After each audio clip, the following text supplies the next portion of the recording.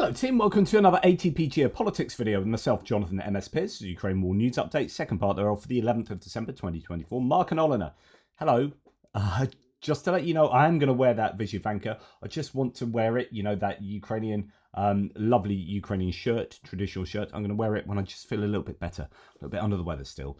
I just feel a nice warm jumper is doing the trick. But it will get warm this week. Okay, Ukraine has enough funds and weapons to resist until at least mid-2025, even if US aid stops, according to Ukraine Finance Minister Serhiy Marchenko in an interview in the Spanish newspaper El País. Now, this is good news. So there is enough money. They need to, of course, they still need more money, more equipment. The big thing they need are boots on the ground. They desperately need troops. But this is definitely good news for the Ukrainians. And then if the Trump administration continue to give at least some aid to Ukraine, that is going to prolong their ability to defend longer. But of course, Trump's main concern is trying to force Russia and Ukraine to a negotiation that unfortunately is more likely to benefit Russia than Ukraine.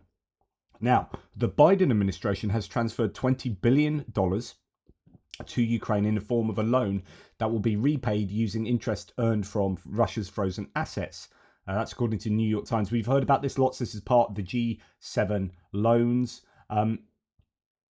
Trump could try to unravel the loan. So, you know, we talk so often. Thank you, my sweet. Look, a cup of tea from my beautiful Helen. Thank you. Marvellous. Life is good. Whenever I say something like that, I go straight to, I can't say life is good because people are in the trenches in Ukraine feeling horrible. So, yeah, here's to you guys. Just on a good cup of tea. So it's always interesting that it's not just me being anti-Trump and so on and so forth, trying to put a dampener on all things that the US is doing that are positive for Ukraine at the moment. It's that people are genuinely worried that Trump might unravel things that are put in place, might lift sanctions, might try and undo the loans that have been given to Ukraine. So Trump could try to unravel the loan by reversing the sanctions that keep Russia's central bank assets frozen, and that would be absolutely terrible if he did that. If he does anything like that, you know which side his bread is buttered and who's doing the buttering. Okay, Edward Hunter Christie says an important data point, and I suspect there are many variants to consider, e.g. US does a lot less through drawdowns, but buying from the US remains possible. Plus, European artillery production is picking up steam. Where might it be in mid-2025? So this is all in response to the Ukrainians having enough money until mid-2025. So it could be that the US does pull back, does stop giving stuff to Ukraine, but I'm fairly sure the US will still sell stuff to Ukraine.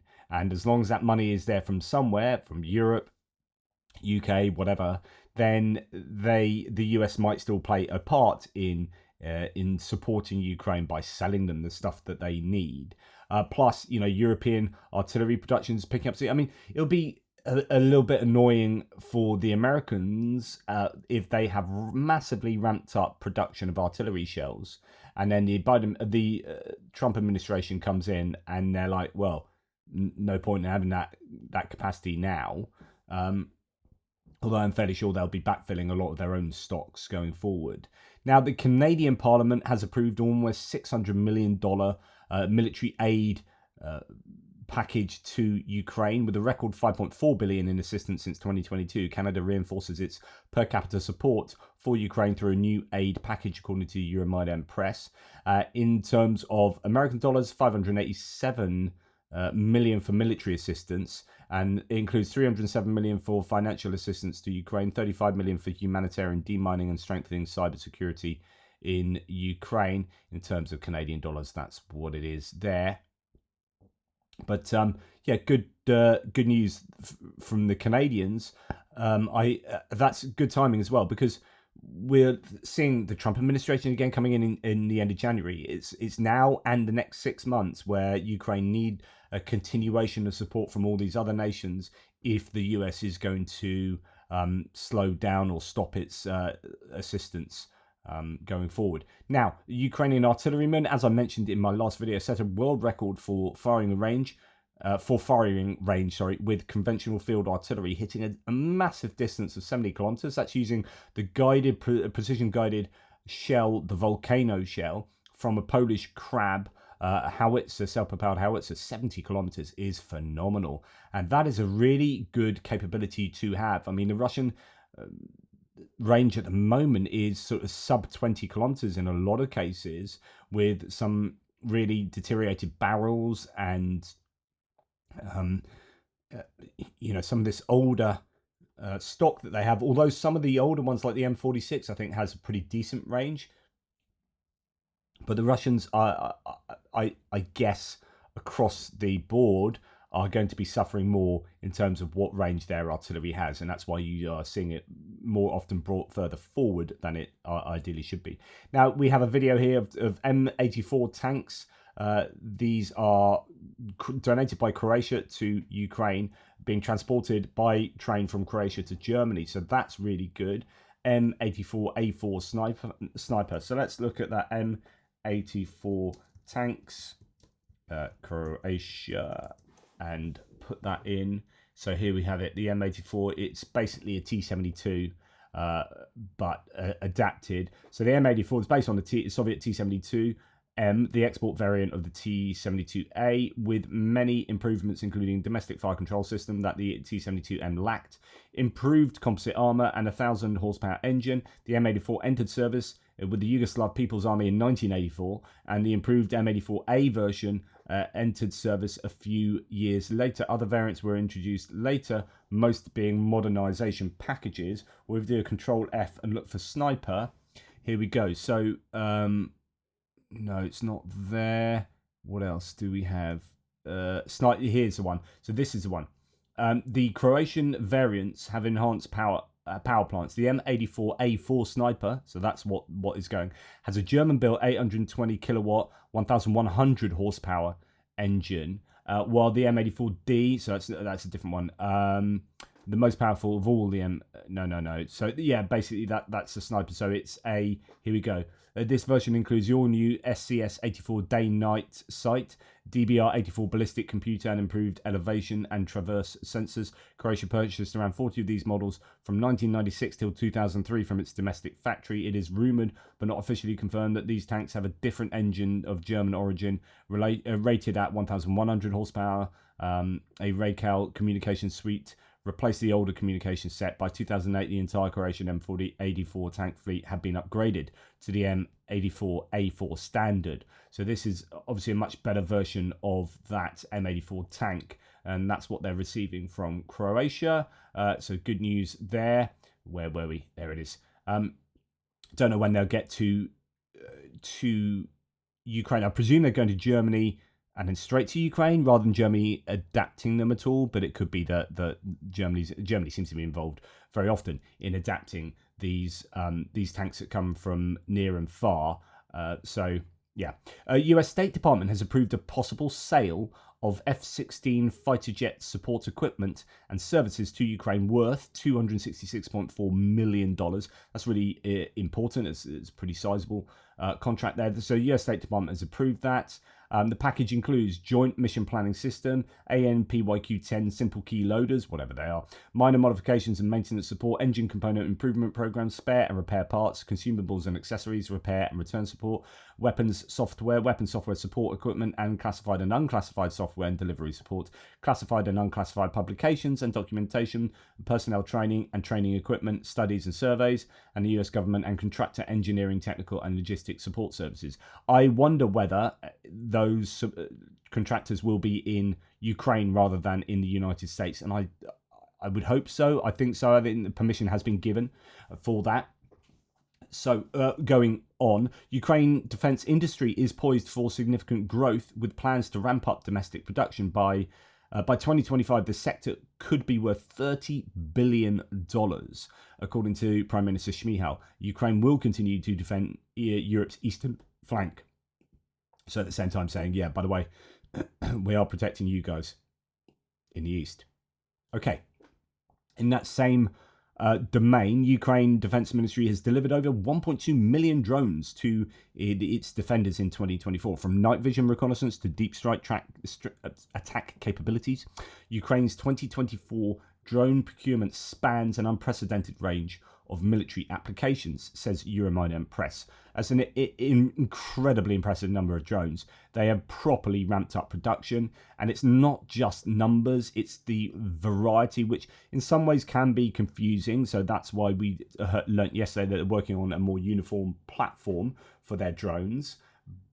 But the variety of drones they have, the bespoke applications, I think is fantastic. Now, I think this is brilliant. So Forces News reports that wounded Ukrainian veterans are piloting FPV drones against Russia. This is exactly what you want to see, which is, Ukraine is really suffering for not having enough people. And, it would be a waste of able-bodied people if they were drone operators, when that same job, it could be done just as well, assuming this is the case. As long as you can do that job, because it's a super important job, just as well with people who have had injuries, maybe lost a leg or two, if they can still do drone operation, then that's really useful, because boots on the ground are so short for Ukraine. So fantastic to see wounded veterans being able to contribute to the war effort still. Now, sticking on the drone subject, Ukrainian drone warfare pioneers Magyar's birds are to expand threefold. These guys have the best drones, best training. These are the elite guys. Essentially, I think your man here is going to be training the rest of the world, well, training NATO going forward. Ukraine's elite drone regiment,